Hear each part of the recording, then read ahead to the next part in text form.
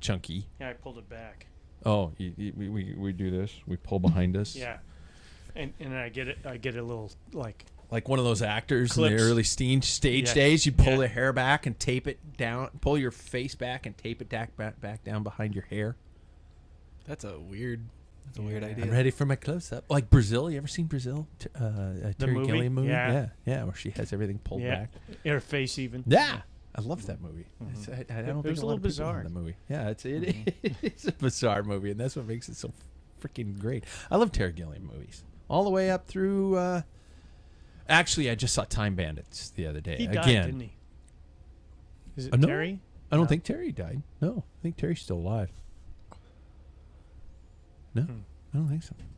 All right. Hey, that was a great way to start the show. Yeah. High energy. Hey, before we begin, you know it's that time, everybody. It is the last time we will be thanking some of these people. I don't know. What do you think? Will there be new people to thank next week and next year? Maybe. Who knows? Only time will tell. Kidding. All of our friends are going to be with us back for next year, including hopefully a couple new more. Couple new more. Not if I keep reading like that. 8.9% beer I'm enjoying, everybody. Yeah. Ambassador Cycling, people. Get fit before you get fit. Trust us. Sure, the idea is just to ride regardless of the way you look.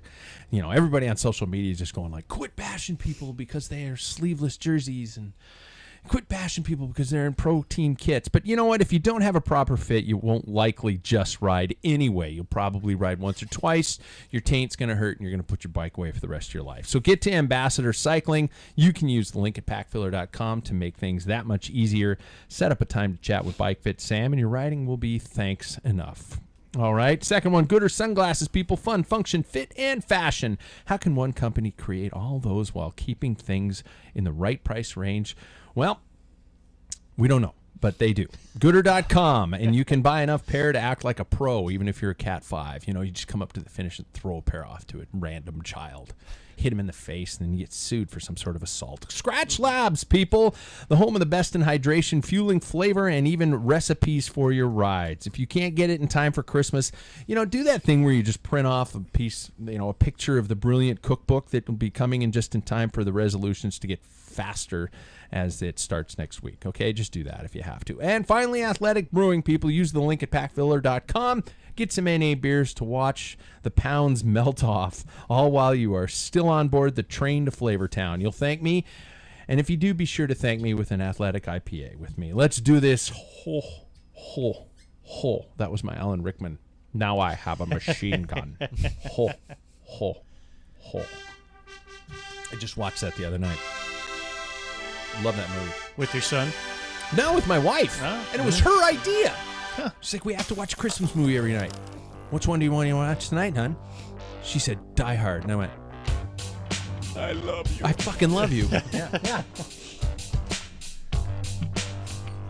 I love you like John McClane loves Holly Gennaro. Does that make sense to anybody but myself? Nope. Oh, those are the characters in the film. All right, well, it is here, the very special holiday/Christmas episode of the Packfiller in the studio, which is coming along nicely, if I might say so myself, because I'm working my ass off. Yeah. It is Tuesday at 6. The beers are poured, and if you are looking at us on YouTube right now, you are noticing some strange concept as I flip through the cameras. We're all in our Christmas cheesy sweatshirts that I purchased last year. Let's just see. It's a crank set at the top and wheels all the way down and a chain going around the tree as if it were the garland of the tree. Yep. Hang on, I have a problem with this. What? Whoever designed this was not a roadie. Why? Look at the chain ring and the cranks. It's a single. It's not a double. That's not a 53. Maybe he's a trackie. No. It's not a 53. How many teeth is it? Are we going to bother counting? No. Well, look at the length of the, unless they have like 190 crank arms. That is. Yeah. That's so a really it's a mountain bike chain. thing. Oh, yeah. Fuck. I'm sorry. That's right. I'm going to draw in 53. Second chain ring at 53. And on all the wheels, none of them have disc brakes. No, I know. I'm not going to complain. They almost look like lightweight. Yeah. Oh. They do? A little deep dish action. Yeah, they can't be because they're radial spoked, and you can't have radial spokes on disc wheels, yeah. disc brakes, because you're gonna die. break. love how you fit that in. Everything is fitting in. And I got to say, since putting in these audio acoustic panels on the walls with foam behind them, is it warmer in here or is it just me? Mm-hmm. It's called insulation. Well, I'm really trying to live a lie here and hope that I'm making a difference, because the floor has foam paneling in it and the walls now have foam paneling in them. And then I drilled holes in all the walls to fuck up the acoustics. But anyway, in the studio, I already said that part. Let's find out who's here and what they think. The question comes from a guy named Ryan in Nebraska tonight. So Ryan from Nebraska, here's your opportunity. Ryan asks, in all seriousness, what are you hoping to get for Christmas to enhance your cycling life? And first of all, I want to say, Ryan, did you listen to the last 5 fucking episodes? But if we had to pick one thing to enhance our cycling life, that will be your quick response. Now, we're going in realistic budgets here because tonight is the ultimate gift guide, and we're going the gigantic Christmas budget. Oh, yeah. So don't spill the guts on that one. No. But just go with something realistic. So first off, he's the guy who probably is going to ride on Christmas Day. Let's welcome back Mr. Paul Main. How are you, man? Doing all right. Are you going to ride on Christmas Day? I'll try. The weather doesn't look so good. We're supposed to hit like single digits coming in. It's supposed to be pretty shitty. Negative. That's not really conducive. Yeah. New Year's Day, though. Yeah, New Year's Day, no matter what. Tradition. Yeah. What's your It may be just around the block by your house or park, Manitou Park. Yeah. Through the snow and if it's 1 degree or 0 degree. I do remember a flask very distinctly last year. Not to say that we're raging alcoholics, but no, that's how I always ring in the new year. Yeah. I've done that. This is my traditional ride. Don't try and change it. No, and it's brought us such wonderful luck over the last few. Yeah, never mind. What's your? That's true. What's the Christmas gift you're eyeing for your holiday, Paul? I have been shopping for another frame set just in case this year something breaks. I have to go to Pro Closet because I have to find a rim brake. Not like you can get a new bike anyway. Yeah, but another rim brake frame. Really? Yeah. You're gonna hold out for another rim brake bike. Yeah. All my componentry is still good. Yeah. I've got the two sets wheels. of tubular wheels, 2 sets of clincher training. I don't want to get that in there in good shape. Why would I have to toss all that shit? I'm just going to keep going until I can't find another BMC? Yeah. Oh, yeah, Yes, that's you're preferable looking at? because then the geometry's all... Sure. I've had one since 2012, so... Now that I think about it, if anybody wants to get rid of their rim brake wheels really cheaply, I will buy them too. Oh, you can find them cheap. Yeah. Yeah, I would buy a couple more sets. Oh, yeah? Mm-hmm. Especially, I'd look love for a good tubulars. set of race wheels. I'd love a good set of tubular race wheels that somebody's just like, well, I went disc and now I don't use them Oh, anymore. you'll find them. They're easy. Fuck, I should do that. Yeah, just start shopping around. There you go. That's going to jinx my bike now. He's the guy who probably won't be hung over on Boxing Day, Mr. Jackson Bulger. How are you, man? I'm good. That's very true. I probably won't be. We can say how emotionally drained you and I are from our activities today. Yes, but we'll leave it at that, right? No spoilers. No, we can say we went to the Spider-Man movie, Yeah, but we're yeah, not yeah. going to say anything else. I want to talk to somebody about it, and then I left you after the theater, and I'm like, holy shit, that's it. My wife doesn't care. Yeah. Well, that makes 2 of us. Yeah. Fuck. Well, I guess we've got a holiday to talk about. Yeah, right? exactly. For it to talk about it. In the kitchen. Yeah. Yeah. All Okay. What are you hoping Anyways. for Christmas, Jackson? Cycling. Yeah. I don't know. I think probably the Wahoo that I mentioned last week be kind of cool. Sure. Or a bit of winter cycling kit. Yeah. Pair of bib tights would be kind of nice just because riding in the winter, I hate it, and I want to make it possible. So, Yeah. something like that probably. Me, I'm Pat Bulger, and I'm the guy who will be hiding in the kitchen for around about 5 days. That's just what I do. That's where I go. That's where I hide. That's my safe space. And I'm not saying anything bad about my family at all. Adore my entire family. But I like to hide every so often. I do. I really do. I'm not going to lie. I did not ask for any cycling stuff this year because I have reached the asshole stage where I am between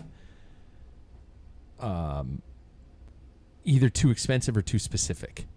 I'm now where it's like if it's something I can afford, it's a specific model of a Wahoo computer.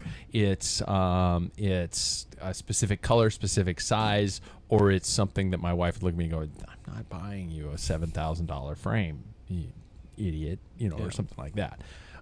So I don't know. I don't know what what would I ask for? Fuck, I don't even know. You know what? You had plenty of time to think about it. You've did. been around the horn. Yeah. I did, and I had plenty of. And you know what I would truly like is after Paul insults me, I was going to say the gift you made up for me, which was the bike cleaning kit. Yeah. I would fucking love that. Yeah. That would be so cool. But there we go. I want to take a moment and say Merry Christmas to all, especially all of our listeners, and a big one to our own Jack Broadhead. We have an empty seat in front of us here. Who's on the west side getting ready for a full house holiday? I think Jack's going to have probably like 19 people in his house. He's going to be happy as a clam because he'll be cooking. Yeah. Yeah, exactly. True. Yeah, if you're Chef looking, Jack, Chef Jack on Instagram. I probably shouldn't have said that to all of our listeners, but follow Chef Jack. He'd love it. He'd love that shit, wouldn't he? That's right. Oh, yeah. So Merry Christmas, Jack. Yeah. Merry Christmas to Cheers, all. cheers. So yeah. All right, who's riding? Who wants to fess up? Who's doing it? Who's doing it or who's not doing it? Jackson? I mean, nothing like a good little bit of time off to make the heart grow fonder.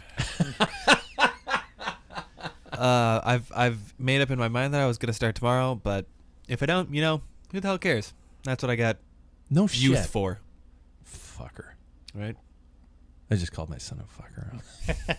Might as well take advantage of it while I got it. 1,000 people. Wow. Okay. Paul, what's your riding been? You've been pretty good at this. I have, and then I just got off. I did was the full body workout on systems. Did you? Yeah, I did that, and then I had the cadence. Have you ever done that cadence one that they have on Wahoo? Where you super high spin? Keeps you go up to like 150 until you can't handle it. Yeah. And they have different stages in that. So I did that one. Not my favorite. There were a couple of them like that. Shovel is cool. You were saying about that the other night, that was one that you liked. Yeah, I would always. I'm going to copy that and then use it on the road too. Really? Yeah, the intensity on that and just that quick recovery and bang, bang, bang. Wow. You feel like shit afterwards. But, yeah, there are several of them that are like that. There's. It seemed like a good idea at the time, but it is. I think it's a mashup, and it ends up being like a 2.5 hour fucking ride. No, it's too long inside. Oh, it's brutal. I would do it outside, but no. But it's interval based, and it's that long. It's just, oh, Jesus. Yeah, this is Wahoo system, in case people are wondering what we're talking about there. But there are some good ones. I've been doing a lot of stuff down here in the studio, so I've been kind of. The great thing is that my Whoop score again has been telling me, it's like, dude, ease up. Oh, Paul's tired of being on the camera. Yeah. So I gotta scratch my balls. Yeah. No, and the Whoop score. Oh, and my Whoop arrived today. Wow. It did. We just talked about it on the team meeting. Finally arrived today. I'm not wearing it because I took it out of the box and it didn't have a charge to power it up. So I think. Do you think that's because it's cold, or do you think that they just didn't charge it? Probably just did. It delivered probably like that, I have a feeling. With how long it took, it probably was fully charged 8 months ago. Very true. Either that, they said, "Hey, that squeaky wheel over at Packfiller, get that thing." Yeah. Fucking him. send him one of those pieces of shit in the back. Give him the one that is not charged. I have less than 1 week till mine ships. Yeah, and how many months left do you have in the 6-month membership you purchased, Jackson? I don't know, like half a day. Yeah. He bought into. I'm sorry, Whoop, but you shit the bed on this one. We all signed up thinking, holy shit, this is great, sounds cool, I'm on board, I'm gonna buy. I bought a full year, you bought 6 months, and 6 months thinking I've got all this extra information that's gonna come to me. 4 or 5 of those 6 months Have been with the original data and the original material, and waiting for the new upgraded version to come. And I'm going to say it, you got to make good on that. Now, I know that they're a corporation. They can't just give away their service for free, because that's just, they would go under. They'd be Peloton. Oops. But you got to make good on that, wouldn't you? Am I the only one? Am I outing a potential sponsor? But I don't care. To me, I don't know. I don't have a dog in this fight. Why do I care? They gave me a free month, so I guess that. But if Wahoo System, you signed up for it. If they said we've got this new platform coming up, sign up for it, and you got 6 months into it, and it was still just 4 or 5 workouts, would you be a little pissed? Yeah, and I'd just drop. I wouldn't. You drop. Yeah, as soon as my subscription's over, I'd drop it. Yeah, see, it's tough. I think a lot of people are doing that with Whoop, and I think they need to make good. It's a great device. I want that to be known that I believe in the device. Hence, I'm waiting for it, and hence I'm probably going to keep using it, and hence I'll probably renew in a year. I love that information. I just thought this was handled horribly. You were going to say something, Jackson. I interrupted. Oh no, I'm in that weird position where it's like when I get mine, I'm gonna get it like right on that cusp of like renew time. Yeah. So it's like I almost have to, or at that point they just sent it to me for nothing. So it's like a weird decision point that I'm at where it's like, I'm really happy that I have it. Like I love the program, but now like I'm in that weird area where it's like, well, now I have these things that that I have to renew again. Do I just kind of have like it's really just a play toy at that point, like Jimmy's got a new toy, or is it I renew again? So I'm in that weird area. Obviously I'll renew, but it's just but this is a great and I don't know if any representatives from Whoop are listening, but this is I know there are a lot of customers that are thinking the exact same thing that you are, that are thinking, okay, I waited this long, I wonder how much that Oru ring or whatever it is costs, or a new improved heart rate strap from Wahoo, which I should be plugging, but I'm not right now. What's sorry. Anyway, was I supposed to talk about my mic? I've been on. I got 3 rides in this week, which is not enough. But I got 3 rides in. None of them were grandiose. I set out a kind of a base building plan on system, and they're all pretty easy. One of them that I actually adored was 2 days ago. I rode to the entirety of Stars and Water Carriers. Oh yeah. It's just it's not a hard workout, but it has some slightly harder sections. It's all under your FTP. Right? Yeah, and it's the whole movie. Yeah. I was like, so it's like an hour 40. Is it? It was an hour 30 video. So yeah. So I'm like, man, they're up in the library. Although that movie's probably in the public domain now anyway, so nobody owns it anymore. Yep. But so it's cool. So anyway, the team meeting, I do have to say, did help me out quite a bit for my motivation. And I think I remember, Jackson, you saying, so our little Arrive Packfiller racing team is officially secured all of its rider contracts for 2022. And we have a pretty good lineup of masochistic dipshits to hit the racing circuit with this year. It doesn't benefit the listener to listen to this part, but I love it anyway. So do you guys have any thoughts on the 8 gang of misfits we have this year? Is 8, right? 8? That size of our team? 2, 4, 6, 8. Yep. Yeah. 2 weren't there. 6 were at the. 2 weren't. Yeah. Shocker. Jack was one of them. Any thoughts on our 2022 prospects, gentlemen? First of all, are we going to race? Second of all, how do you think the group's going to do? Yeah. Anybody? I think it's pretty cool. Who the hell would have thought that the 3 of us starting our own little thing would get to where we are? Who would have thought? Who would have thought? But I think it'll be good. I think we'll race, and I think we'll win a race or 2. Yeah, I think we'll win some. We got a good, strong lineup. People who are willing to die for each other. So yeah, that's an important thing. Yeah, I think I said it when I was. I just want a group of people who all get the joke and who are just willing to kind of have a good time and not necessarily put ego first. So I think it's gonna be a fun group. So. Yeah. Yeah. Look first out of the road. Yeah. Right? I think we all probe each other to get motivation. Like, Bike Fit Sam always has some kind of thing like, I'm going to make you suffer. Yeah. That type of thing. And so, and then he and his brother start going at it, and then we all suffer. Yeah, we have we brought the Waples twins on this year, and they're not twins. they should be. Yeah, they should be. They basically come as a pair. Yeah, it's either one or nothing. Both two or nothing. But, exactly. They're both strong as shit. So I think it's going to be fun. My question is, since he's not here and I can bash on him, will Jack Broadhead see a start line on a bike race? Yeah, this year in 2022. I'm going to say yeah. You do? Yeah, because I'm going to go over there for Vance Creek. Okay. Yeah.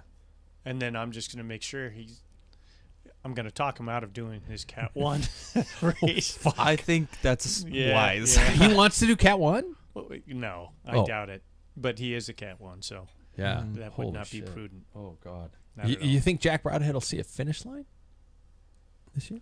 I think there's two. I don't think he would quit. Yeah. I think he'd finish. I mean, the broom wagon would be way ahead of him, and people are packed up and gone. But he's gonna finish. I think there's only so much shit that one person can take, and I think Jack will reach that point in which he has to both finish and start a race.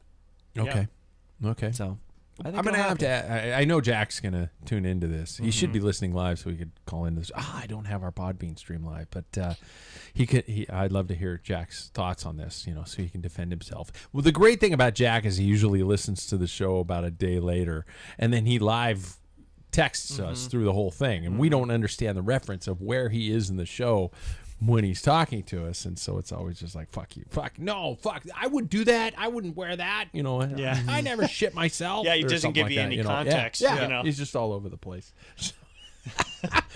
Next show is when we're going to be doing our New Year's resolutions, so all right. Prepare yourselves appropriately, gentlemen. I don't know if you've got any or not, but I do. Christ, what's our sweatshirt for next week? We're gonna have. We're going shirtless. That's my call to shame. Oh God. I do want to say before I get to the news that I had planned, just like I did last year, to and Jack included this year. Jack showed up. He made the minimum amount. He filled his quota of shows to be earned in the Packfiller Christmas giveaway this year. And when I say Christmas giveaway, last year, the sweatshirts were what I ordered, which we're all happily or unhappily wearing now. I got room to eat in this one. These sweatshirts, and then our Madonna Gisalo medals, which I have on my keys. I don't know where you guys have yours, but yeah. In my bike room. Do you? Okay.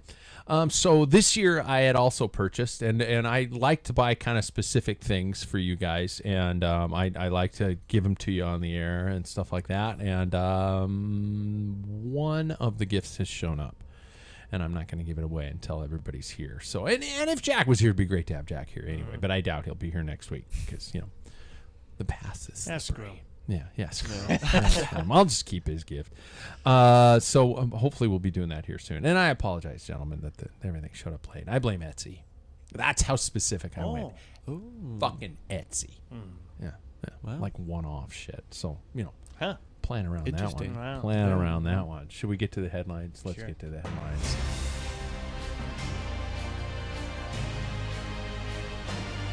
And My God.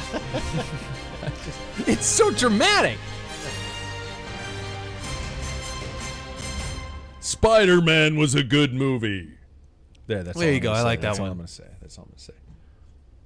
I would never give spoilers away about the fact that Yoda dies. when? First story. Oh, hell no.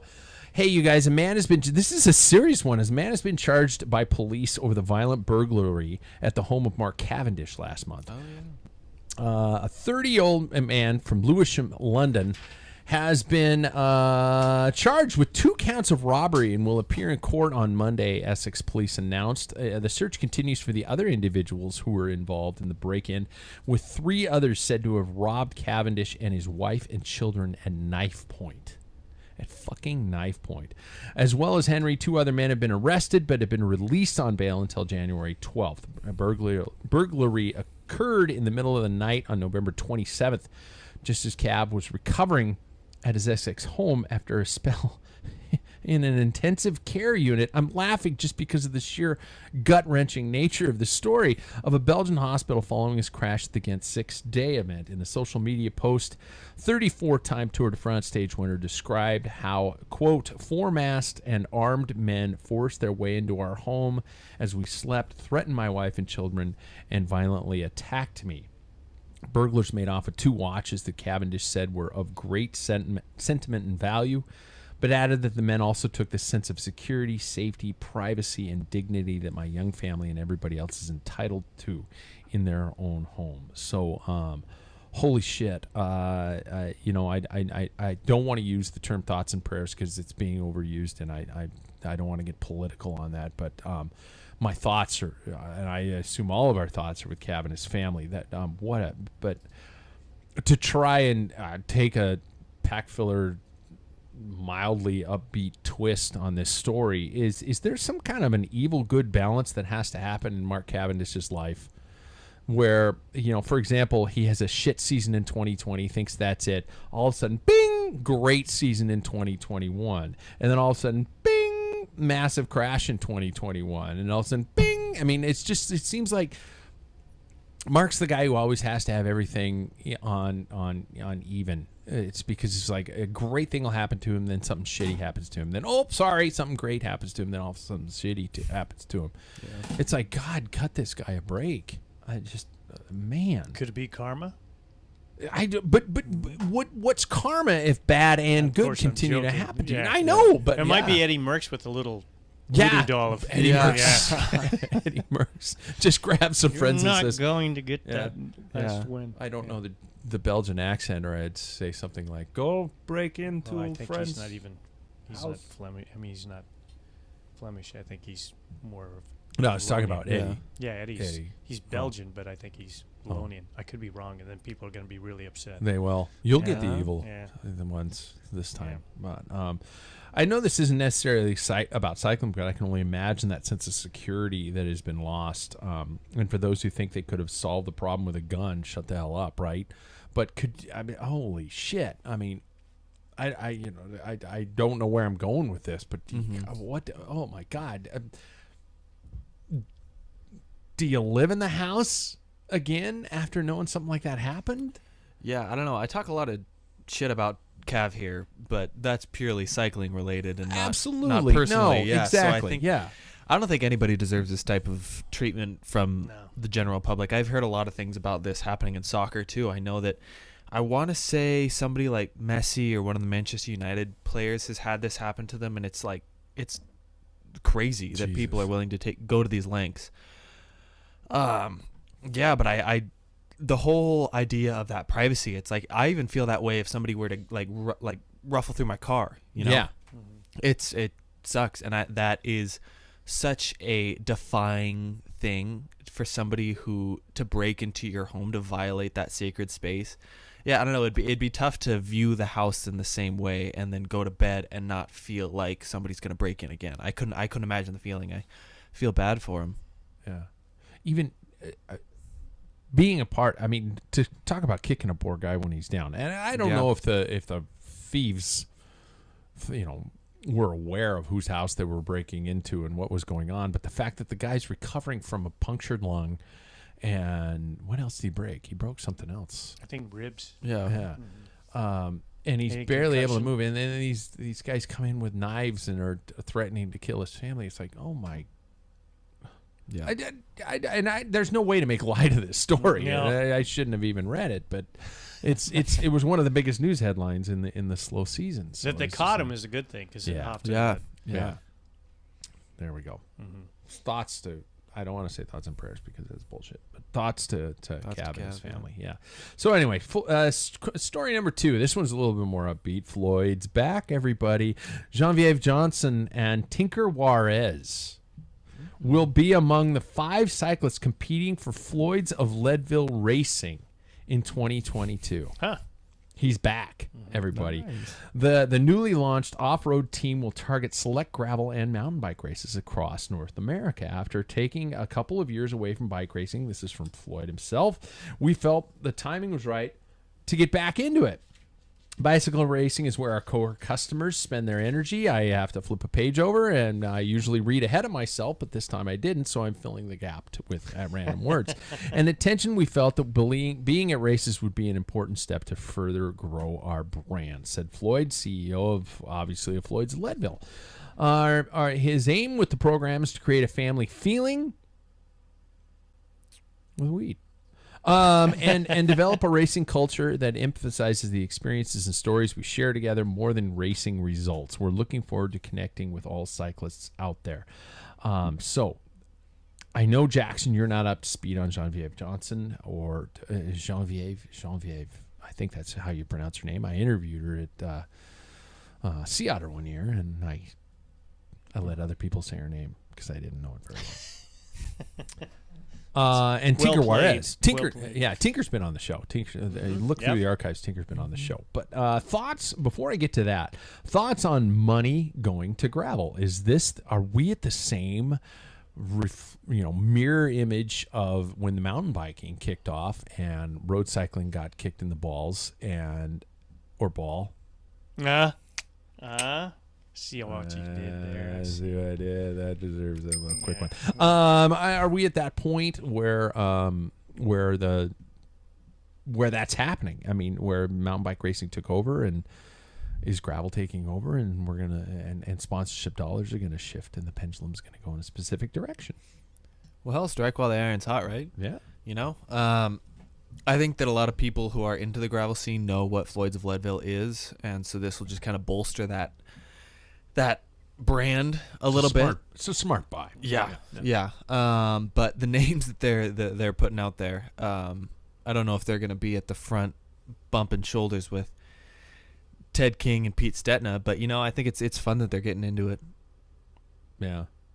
I think they made it pretty clear that they probably aren't going for the win. Just the experience. Yeah. And they're legendaries people, Yeah, I think you're bringing it back to the original Norba kind of mountain bike. Mm-hmm. That's same thing. Everybody was a privateer creating their own, sponsorship. And, it was exactly what I see now is what I saw in like 89 and 90, Mm-hmm. 91. I mean, and then a quick exodus, road bikes were drying up, and that's fine. It's just the way things go. Things go in a cycle. Oh, sorry, see, you did bad. that. That was good. Yeah, unless they're on a small chain ring. Yeah, on the top of a Christmas stupid. tree. Yeah, one by. You're never gonna get there. And I want to delve deeper into this because there are some things about the fact that Tinker and Genevieve are both already getting press about this. Tinker's never left.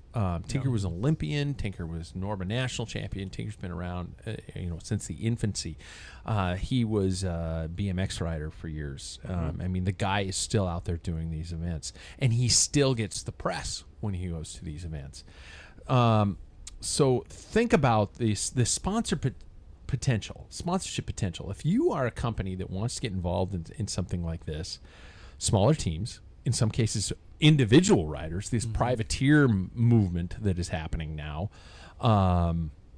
which is a gigantic thing, and some of these lifestyle product lines. Peter Stetina just advertised the fact of his new RV sponsorship, where he's got a van or building company that Van Life is sponsoring him, and if I go to a gravel race, I will see Tinker at the start. I will see Tinker at the finish, even though he finished way ahead of me. I won't necessarily care how Tinker finished. Mm-hmm. I will want to see him, and I will care about his story, and I will stuff like that. No offense to the great Ted King. Ted King has not had big results. He's had a tough year. He's had a year filled with crashes and illness and things like that. But I still give a flying fuck about him in a big way. Mm-hmm. Is that for a sponsor a better marketing ideal than a lot more money for a team that may win a stage in the tour? Well, it depends on the market, right? Yeah, sure. I mean, what's your product?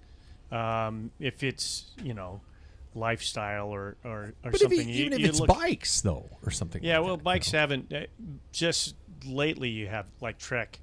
It sponsors a team, Sure. But outside of that, think of some other. Bianchi stepped up when Coast went belly up. When Ulrich, Jan Ulrich was racing and the team was going belly up, and so they halfway through the year took over because you don't see that very often.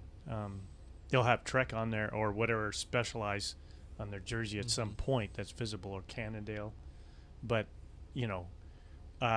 it's a lot easier and cheaper to sponsor one person as opposed to a world tour team of 30, and then plus buying all the gear with paying for whatever it costs to get their name on the jersey and yada yada yada. So I mean, as a what's your target? I mean, of course that's what they do. This is a fun-loving group of people. They're low-key, so stuff like CBD oil. Wow, perfect. A beer sponsor would be good. Anything that's. I'm just thinking dollars to donuts. Your value versus what you get paid back. But who's your target? So how many people are going to watch a gravel race sit on the side of the road? I don't think that matters, because this is such a new movement that it doesn't matter about viewership anymore. This is a social media led movement, which I think is what makes gravel such an interesting new age movement. Is that the fact? Did any three of us really watch Unbound? Hell no. I watched a little bit of it, and then I was like, whoa, this isn't working. Exactly, but we all know who won. Yeah. Because of social media. Nobody, I didn't watch a single second of it because I didn't care, but I found it out through social media.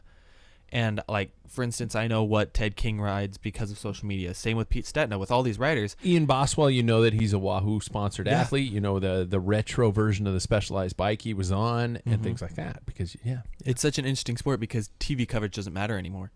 It's all on our phones. We can get it. Think of Lockheed Morton.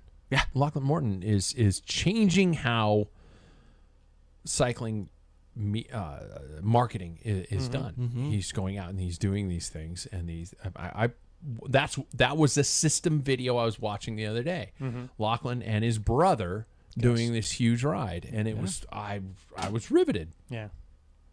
Well, see, it depends again on your product.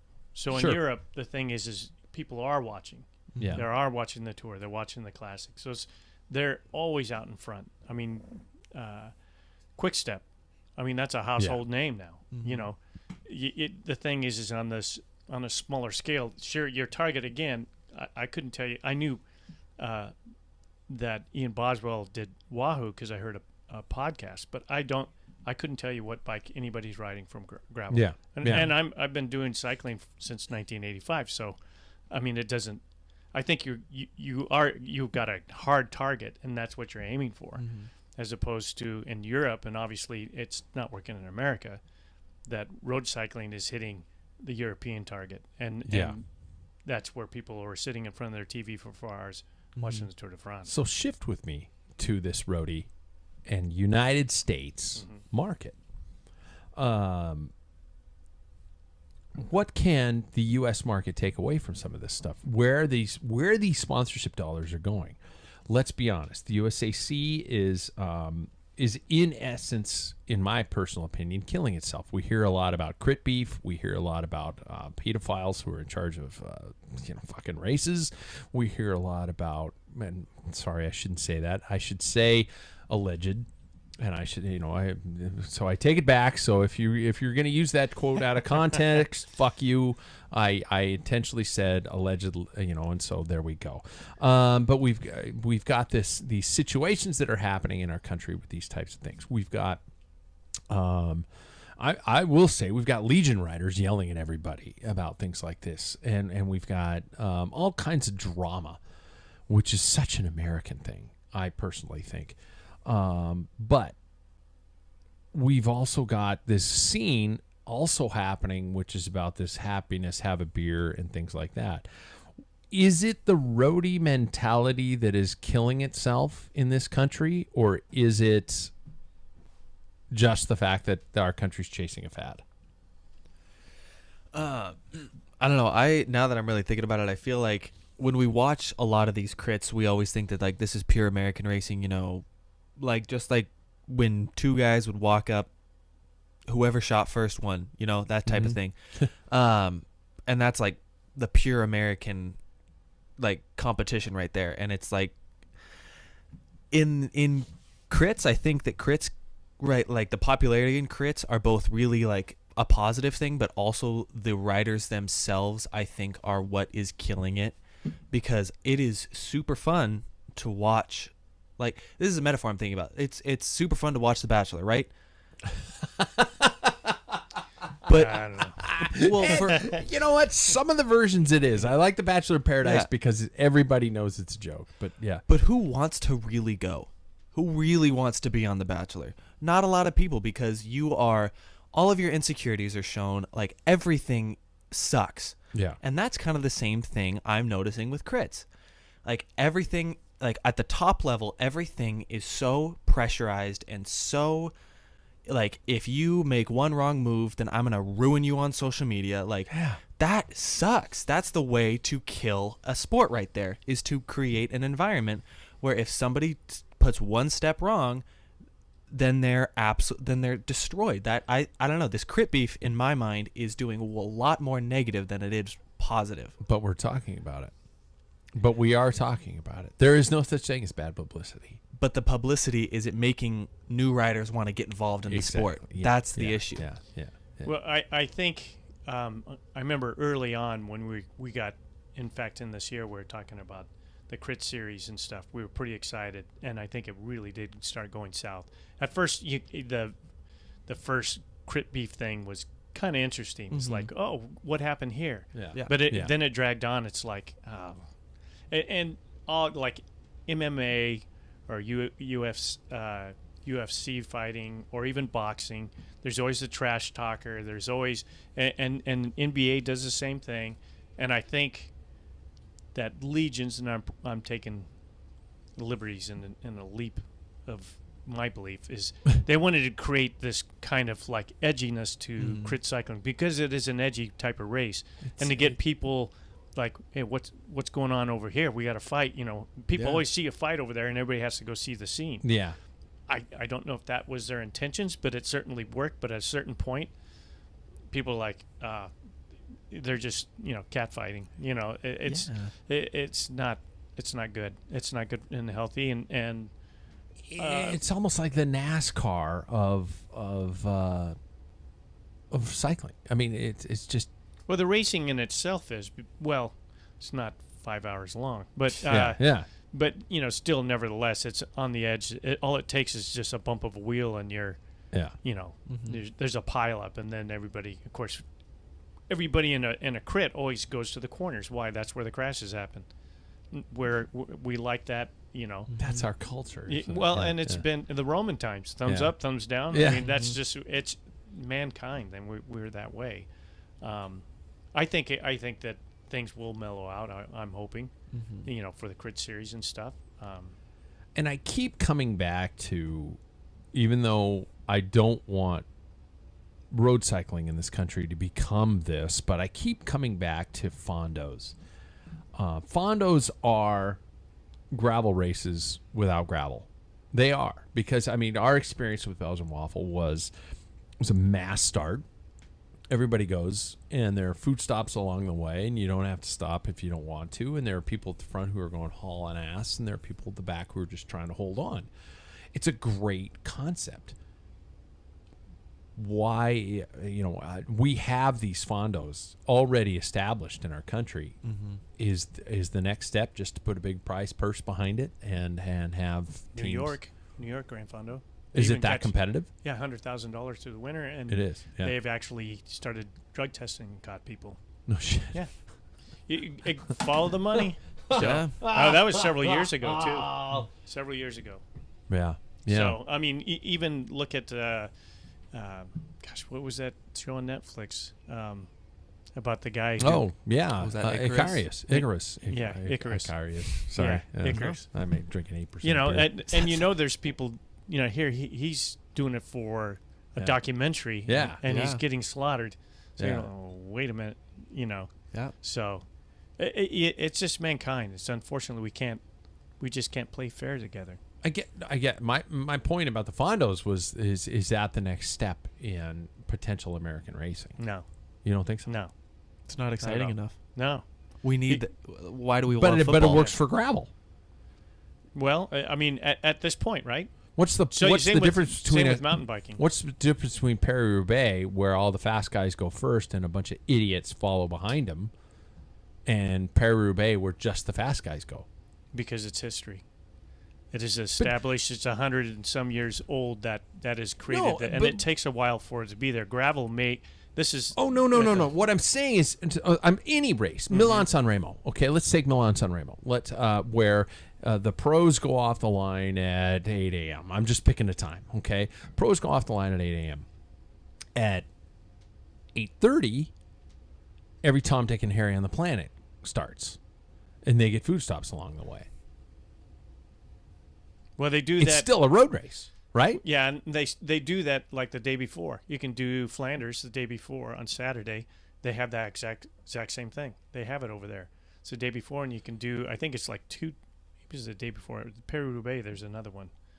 So yeah, they have those. But that joy of starting at the same time as the pros. Now, mind you, you've probably got some really fast amateurs who want to start at the same time as the pros and try and keep up, and that's going to cause mass chaos and hysteria, and you know. And you have the caravan on a Pro Tour race. Yeah. It's long.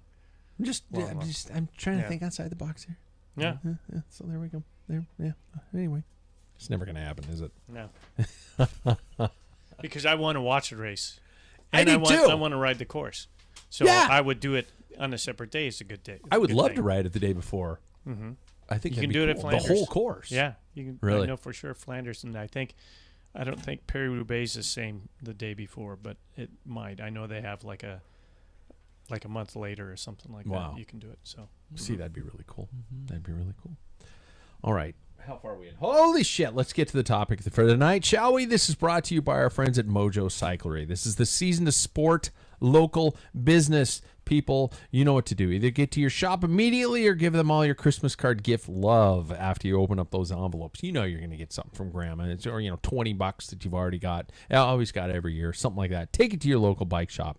Our local choice here is the one and only home for the shop that gets the joke and loves bikes with the hot passion of 1,000 suns. Mojo Cyclery is Spokane's lovely Christmas Bethlehem itself, the Spokane Valley. Get there immediately. They have bikes. I've always called the valley the Bethlehem, but it works well at Christmas. Yeah, it's not an insult, is it? Yeah, I'm sure there's a song in there. Yeah. Paul brought this one up, an interesting issue at the end of last week's show about cycling as a lifelong sport. We shut off the mics after last week, and sorry, I don't know why, Paul. I just want the world to see your camera. That's too bad. We shut off the mics last week, and you were like, something I'd like to talk about is keeping things. Keeping your head in cycling and keeping going. My dad, for example, always used to encourage me to play golf.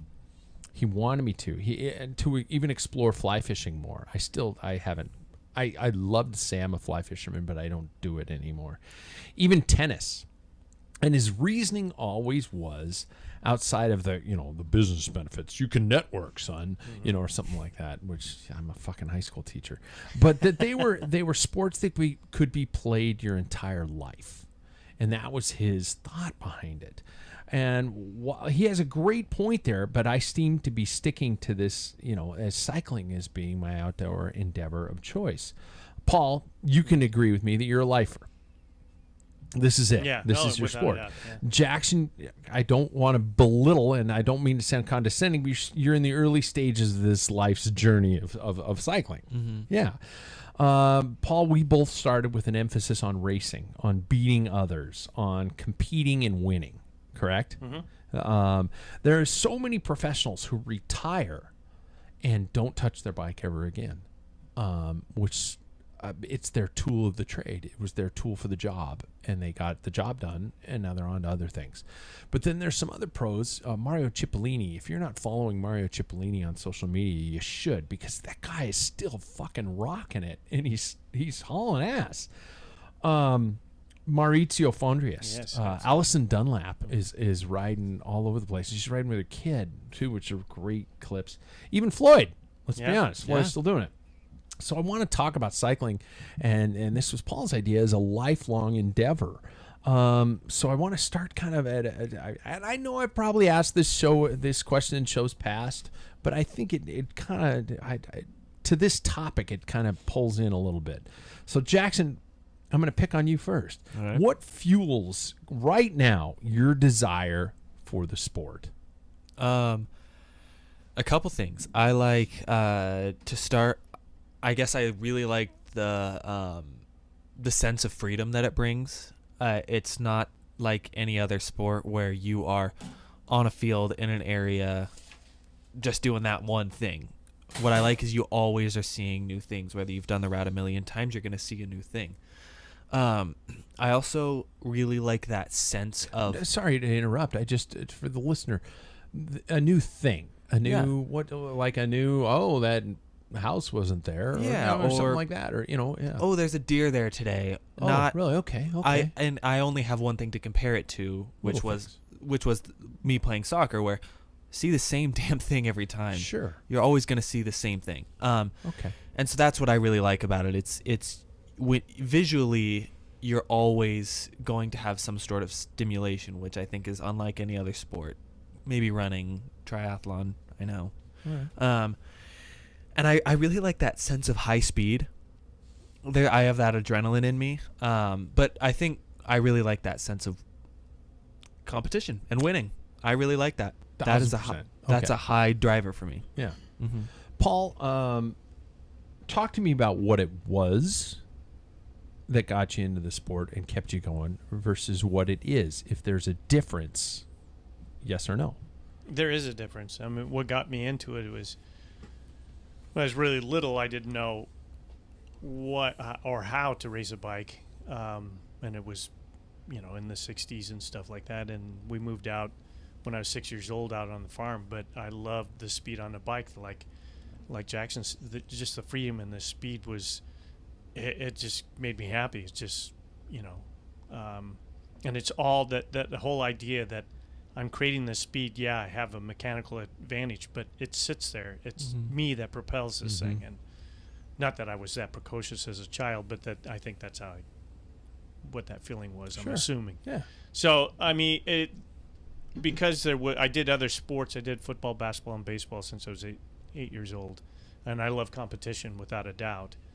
And I made a call. I was asked to walk on to play football at Eastern. I probably would never seen, in all honesty, probably a game, probably practice, got broken half.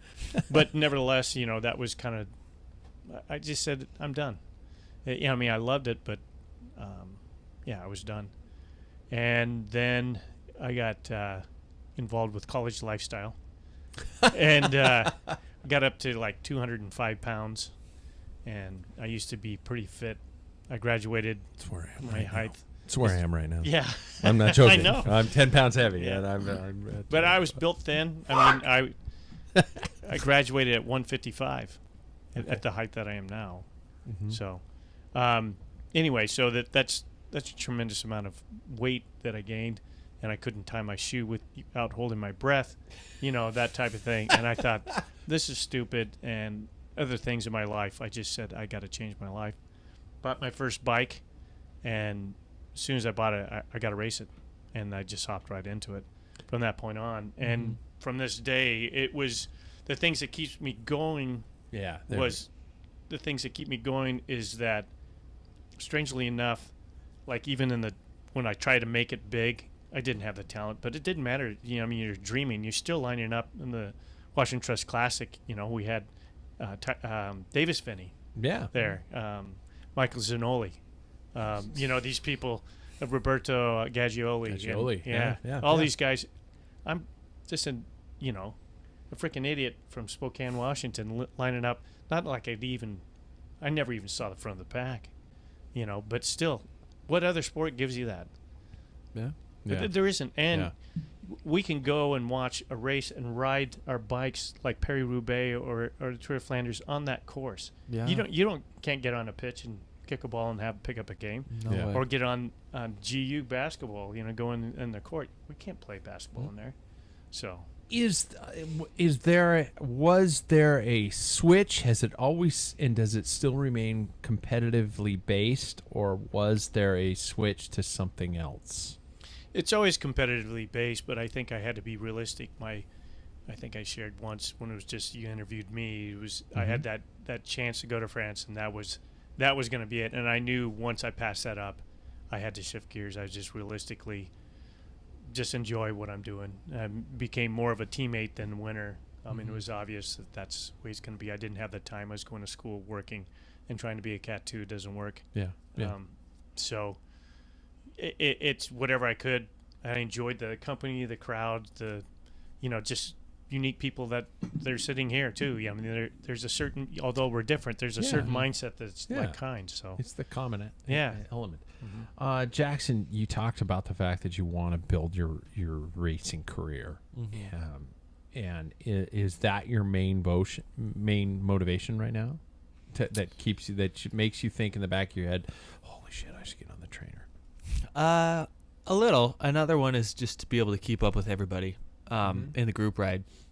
I am and always will be competitive. That's just how I'm created. And so whether the whole team or some of the team goes out for a ride, I will always have that drive to be the first at the city limit sign, be the first up the hill. Like, that is just how my mind is wired. And I'm not the type of competitive that's going to get to the top and be like, you all suck. I'm just going to... That's your dad. Yeah. Well, he said get at the top, and that'll never happen. Yeah, unless everybody flats. But yeah, I think that is a strong driver for me, but I also like the camaraderie. That's another reason why I really love the sport. Here's a common element. Is there a dream? Is there something that you, no matter what level you are, whether you're in your early 20s, whether you're older than that, whatever it might be, is there a dream of a challenge, of an accomplishment, of a victory, of whatever it might be? Does that sit in the back of your head? If so, what is it? Always. It always does. I mean, now that I'm an age grouper, I don't mind dropping down to do a 3 race with Jackson if I could help him out. If I could help him out, but it's one of those things that challenge is always there. I mean, I could still go to national championships. What else? I mean, even in climbing, my niece was a world-class climber and went to world championships 3 times. Wow. But you have to hit a certain level. But here I am going to be 59 next month, and I can just sign up and go do a national championship. Mm-hmm. What other sport allows that?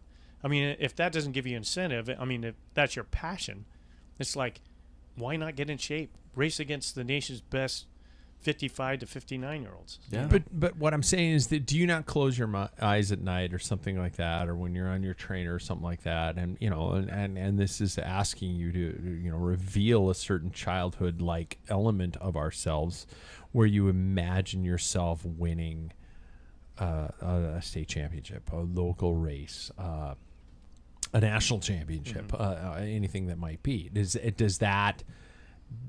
that dream exist, and is it something that potentially puts you on the saddle?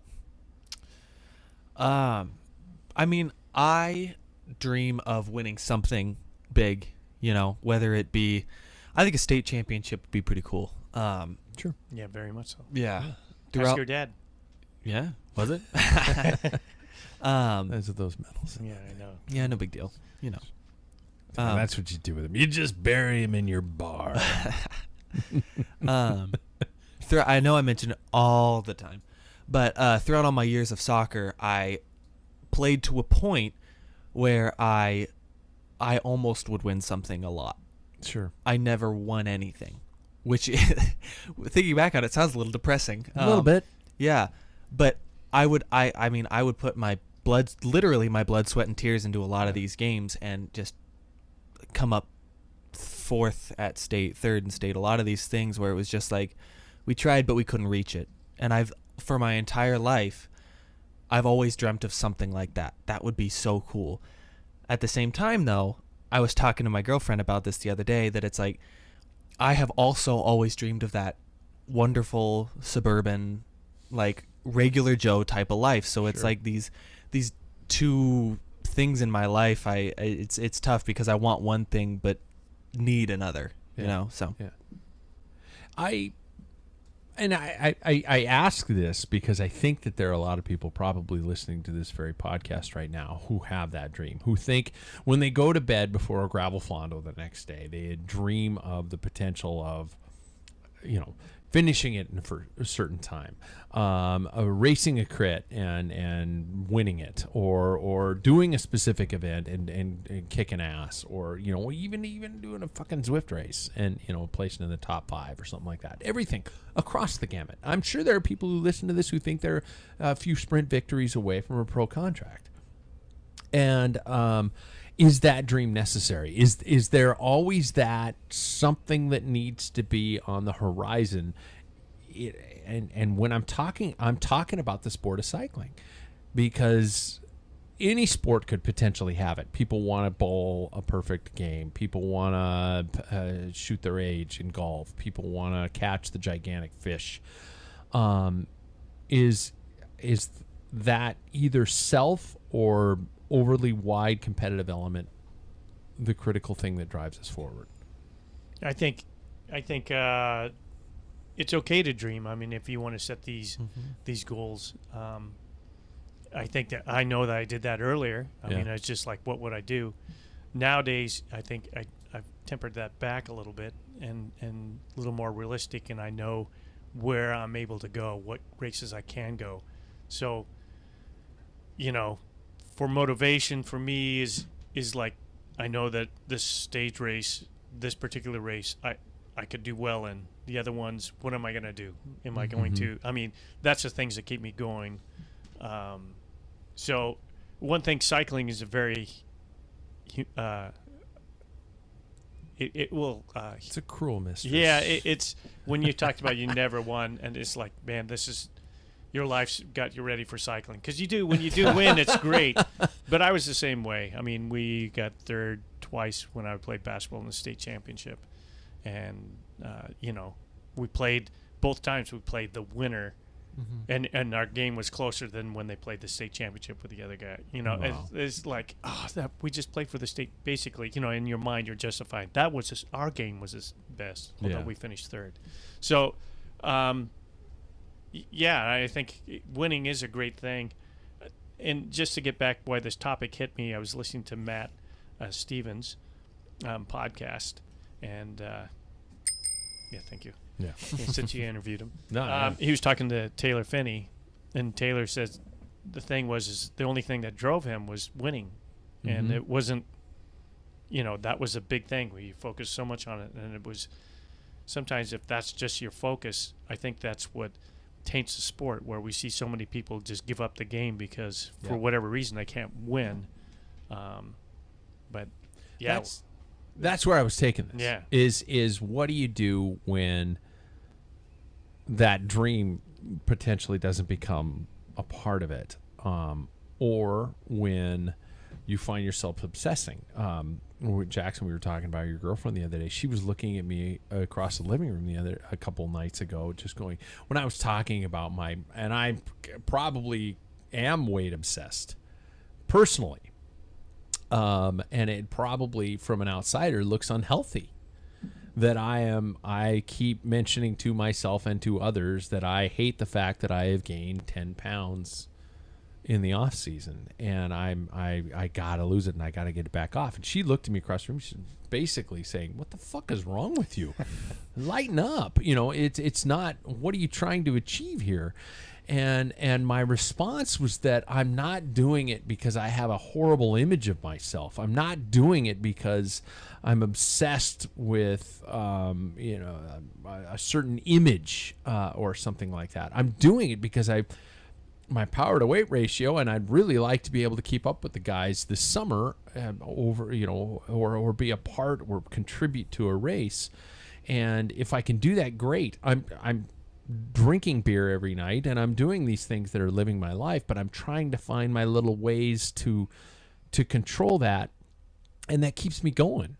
But is there a point where because I know people who just ride their bikes because they love the experience, they love the views, they love the relaxed nature of it, they love kicking back and going slow.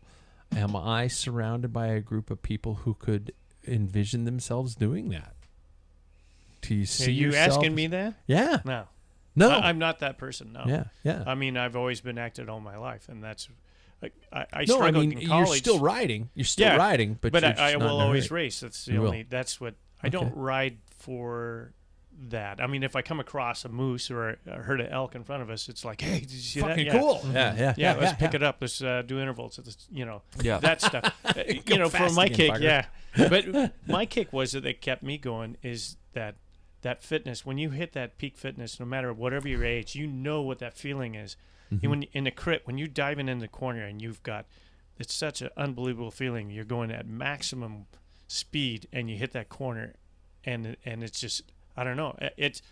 There's a calmness. It's weird because you know you're on the edge, but in my head, it's like everything's going in slow motion, and I love that feeling. It's a high, And somebody makes a move, you knew it's going to happen. You're when you're on your game and you're predicting the race, and the race is going exactly how you predict and everything. It's magical, but I mean that's few and far between. But that's what you're chasing. You're chasing that high.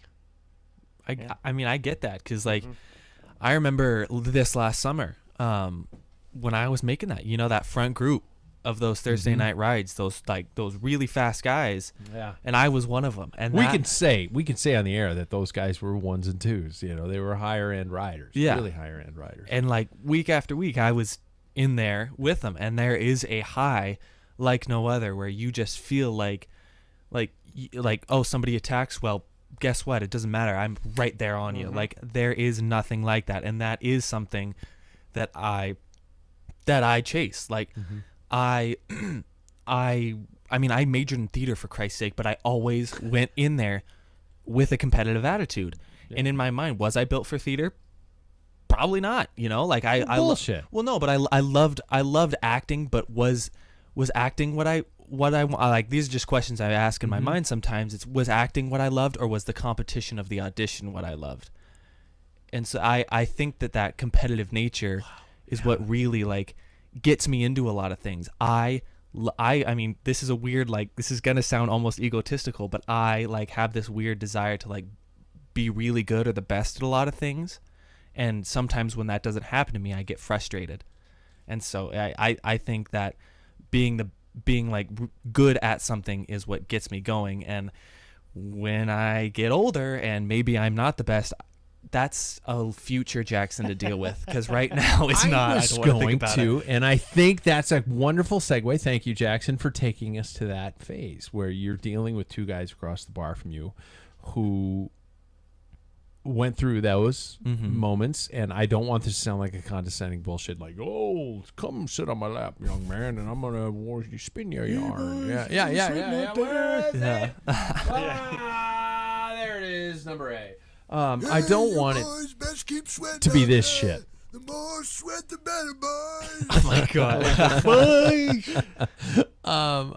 And because I know for a fact that both Paul and I can speak for Paul, all started with this desire to achieve something big above and beyond and do these great things. And, I'll admit, when I was lying in bed in high school, I dreamt of being a pro in Europe. I dreamt of racing the pro ranks, and I pursued that. I pursued that dream with full bore. I mean, that was where I was going to go. My dad convinced me that I probably should go to college at the same time, and I'm very thankful for that decision because yes, I pursued it and I kept going, and Epstein Barr kicked me in the nuts, and I had college at the time, and I found a lot of things in college that I really, really loved. I'm not saying that as some, but I've left the sport, and I think I've talked about this on the show. I have stopped riding my bike, but I've always been a cyclist. And how does one win and no matter what remain a cyclist? And I'm looking at you directly, Paul, because that's a deep question. I think everybody has a journey in their lives. I mean, Jack would be great on his story, being at his level Absolutely. and then having taken a break. And usually life throws you a curveball. Decisions we make. For me, getting remarried and adopting 2 kids and starting as an apprentice and trying to maintain a house and a mortgage was too much for me to race, but I always kept my finger on the pulse, and anytime I could go out, and it was quite humbling. People that you could beat, but I kept going. I knew that someday that I would be able to get back in the saddle and race. Obviously, that was in my 30s, where I could be semi-competitive, like, local or Sure. Pacific Northwest type. But after that, I to be honest with you, I remember my very first race back where the kids were getting old enough, and I did a Tuesday night training race, and I ended up getting first, and I'm like, I forgot what that feeling was, and it's like, oh, and then I was hooked. But life opened its doors and kept going, and that it was really. I think I would never call myself somebody I was a fan of cycling. I personally wouldn't call me a cyclist in those times, although I rode as much as I could with my schedule because I was working as a bartender too. So I wasn't getting very many miles, but I was a huge fan of cycling. Yeah, and that's what makes you a cyclist. I mean, I think of your friends you met over at Paris-Roubaix and those types of things. They're cyclists because of their passion for the sport and how you live your life. And I mean, I know for a fact that up until the day I die, I'll probably be saying, God, just 2 more pounds. In your grave. Yeah. When am I going to shed this thing? Exactly. Just heart's not even beating. Before you put me in the ground, could you cut off that little 2 pounds? That'd be great, or something like that. And it has really brought. I took a long time off, and I took a long time where I really sucked rocks, after the very high times of my years. But at no point did I ever, clear my house and my bikes, and I've always remained a part of that. You think of some of the pros who retire, who never touch their bike again. Are they still cyclists? Yeah, because of the way they live their lives. And they're probably, Jan Ulrich is a great example of that. He disappeared, and you can see almost him coming, the light being didn't restored. Hear the latest news. No shit. What? He's back in rehab. Oh, for fuck's sake. Well, that's how I'm going to end the story. Yeah, sorry. Well, if worse comes to worse, there's always cocaine. Yeah. It was a party in Cuba. And was it? And he's a birthday party or something like that. I can't remember what it was. Oh, shit. And so he was in Mexico in the hospital, actually. He was hospitalized. So, yeah. Wah, wah. Merry Christmas. Hey, guys. Yeah. Hey, let's finish the show with some fun. Jesus. The final installment of the Packfiller Holiday Gift Guide, brought to you by our friends at Wahoo Fitness. You got to get yourself fit. You got to keep riding. Get on a Wahoo trainer immediately. I can't believe that's how we ended the story. I know. It was a great fucking topic. Yeah, I and then kept my mouth shut. I brought up Jan. Yeah. It was my fault. I probably don't even know who Lael Wilcox is either. So use the link at packfiller.com for Wahoo and all the wonderful thing. They become a Wahooligan. This one is going to be the big one. Page in the catalog that you earmarked for one day. Yeah, Jackson, you still remember? Did you have Christmas catalogs? Yeah. Okay. I'm making sure I'm not dating myself too far here. The diamond-studded bra from Victoria's Secret. We're talking that page in the catalog. And no, we didn't earmark that, but I'm talking about Victoria's Secret put out a catalog every year, and their ultimate Christmas over-the-top gift was something like a diamond-studded bra. And I remember looking at my wife, and she'd become like, fucking why? But that's we're talking about a ridiculously priced dream item, just one. We built up through the price ranges over the last several weeks in our Christmas guide. I think we started at Under $100. Yeah. No, it's 50 under, 50, wasn't it? yeah. And then we went 100, and then we went 250 or whatever it was. Now we're at the dream ticket item. If you had no budget limit, gentlemen, what would you ask for or give? I guess we're all cyclists, so we're a little selfish, and we want to think of something for ourselves. What would it be? And hopefully you have the price amount of that specific item or items that you would go for. And I'm anxious to see if you guys went the explicit route of bikes, or if you went above and beyond bikes or something like that. So, is there anybody who'd like to be my first victim? Volunteer to jump into this? I can't give you a price. Does it take too long to research it? Oh, really? Yeah. I have the internet at my fingertips. But anyway, you want to go first then? I guess I could. While you're talking about it, I could look it up. Originally, I thought, on a selfish reason, I would look to buying an apartment or a condo in Belgium for a second home. Oh, Like Kortrijk. If you look up Kortrijk, how property. do you spell that? KOR. KJ. Hang on. KOROIT? No. No. Kortrijk. Oh God. All Oh, right. let's do Ghent. Do Ghent. You can spell that. This is good radio. Yeah, it is really good Yeah, radio. yeah. Yeah, people know that I'm typing. Yeah. Belgium homes for sale, Ghent. Okay. I just need a one bedroom. Well, and it has to have a garage because Dave sleeps in the garage. Just not Dave. No, I've no got. garage. Oh, that's 7 bedrooms. No. 4 bedrooms. No. 6 bedrooms. No. Well, let me see if I can. Oh, okay. What are they in euro? What's the 4 bedroom? The 4 bedroom, $527,000. United States dollars. That's a hefty penny dollars, right there. wow. Bedrooms, 1 bedroom. You Yeah. said? Okay, there's a 1 bedroom. There's a list of. I'm on Century 21 Global. Gotta give them credit. And they immediately start showing me all these multiple bedrooms. Because we're Americans. We got to have You more like than it. one. 1 Yeah. bedroom, 1 bath, newly listed in Ghent, $202,383. There's your price. Then I thought, well, that's pretty selfish. Because it's only going to serve me and no one else. Yeah. Because it's a 1 bedroom, right? Mhm. Okay. Then I can't have people stay. They got to find their own place. So then I would think, well, maybe rent out a place on. There was an old hair salon place that went out of business on Grand and 14th here in Spokane. Yeah. And turn that Right near our old into coffee shop. your dream coffee shop, bike shop. Wow. That's a big chunk of change to get that thing rolling. Oh, You would have what you want. It'd be a Packfiller hangout, coffee, good coffee, a little bit of grub, a yoga studio. The Arrive Yeah. is what I wanted to call Yeah. it. The Arrive, the Arrive. finish. Yeah, Yeah. there The you go. finish.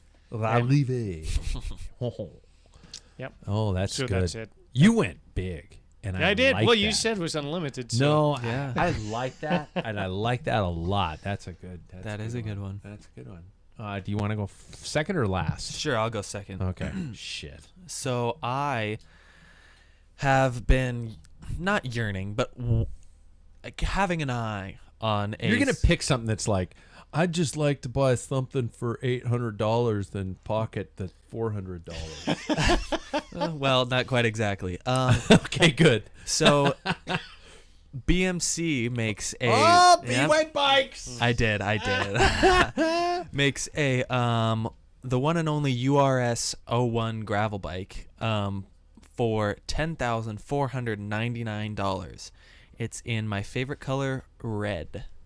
Oh. Yeah, it's got SRAM red, all the And bells it's and red. whistles. Wow. Yeah. Sure, I'm unread. That is really dreaming because there's no bikes available. Exactly.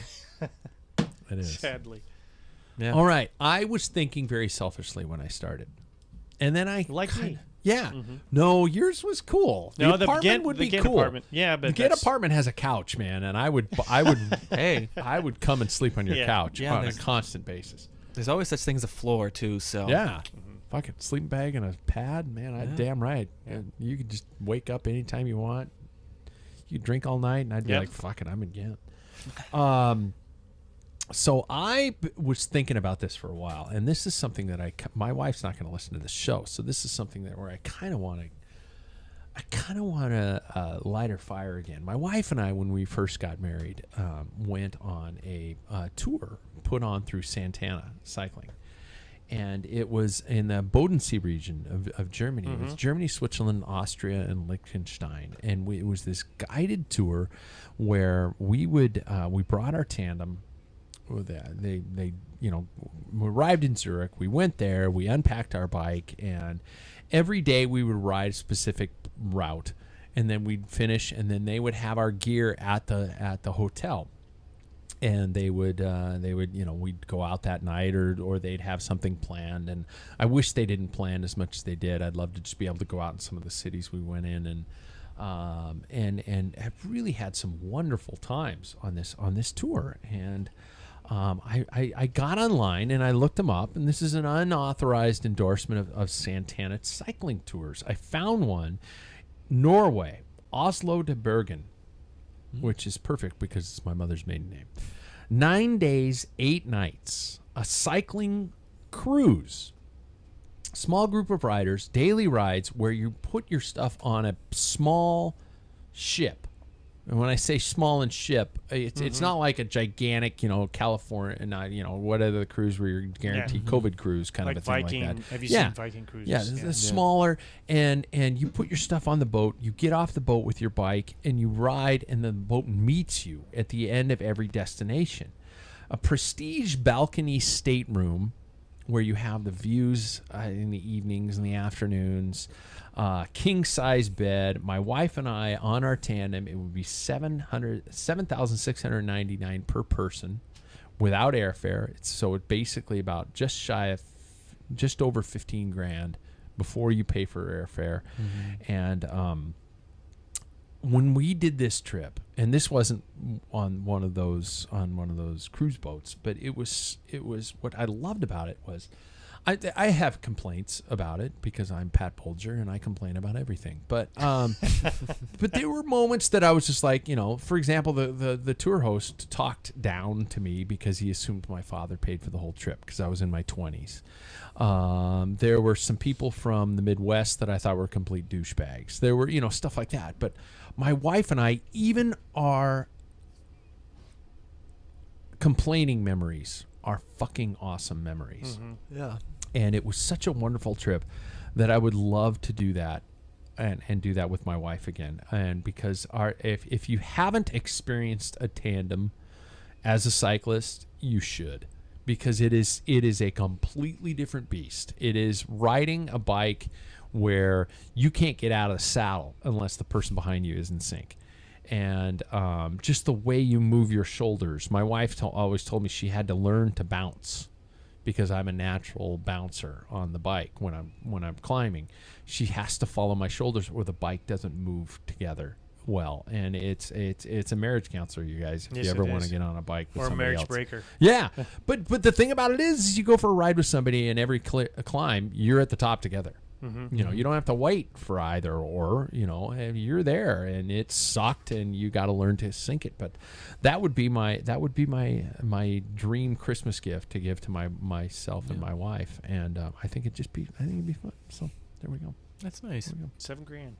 I got you beat. No, 15 grand. 15. You got me beat. You 200. Wow. Wow, you guys are a lot better than I am. I picked a bike. You picked a treat for everybody else. Yeah.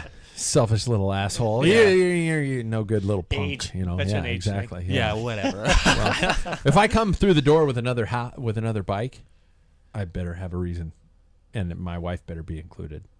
Yeah. You're still young. You got what, 2 in the house? Yeah, we'll leave it at that. Yeah.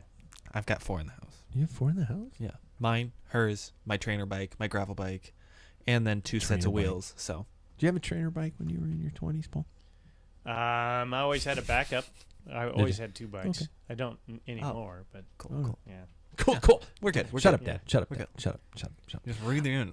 Yeah. So, and other than that, you guys, I apologize, and I'm really bummed that we couldn't do the Christmas gift because that's how what I had earmarked here right now to do the Christmas gift section of the show, but I can't, so I'm not gonna.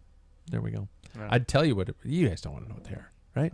It's up to you. Nah. I like the surprise. I think these are something that people need to see on camera when we open them up there. So so those are gonna hopefully they'll be here. And I will wink nudge nudge. The reason why they're not coming here is because they're coming from overseas. Mm-hmm. Hey everybody, have a wonderful Christmas. Have a wonderful holiday. Take a breath every now and then. Take a picture. By the way, that's one thing I saw online. One of the great cycling photographers of the past is on a 365-day picture challenge, and he's challenged himself to just take a photograph every year. Graham Watson? Yeah, really. And he's not going to. He's not. He's posting them online, but I was just like, God, what a great idea to just stop every moment, every day, and take a moment and just take a snapshot of your life. Mm-hmm. And you don't have to share it. You don't have to. This isn't about bragging about social media bullshit, but sometimes it's about looking back over your photographs and going, oh my God, I remember that day. So I guess that's my advice. Take a breath, take a picture, hop on your bike, hug someone, and stay healthy. So there we go. See you at the end of the year show next week. Jackson Bulger, thanks for being here, man. Nice sweatshirt. Thank you very much. I like yours too. Yeah, Paul Main, thanks for being here. Nice sweatshirt.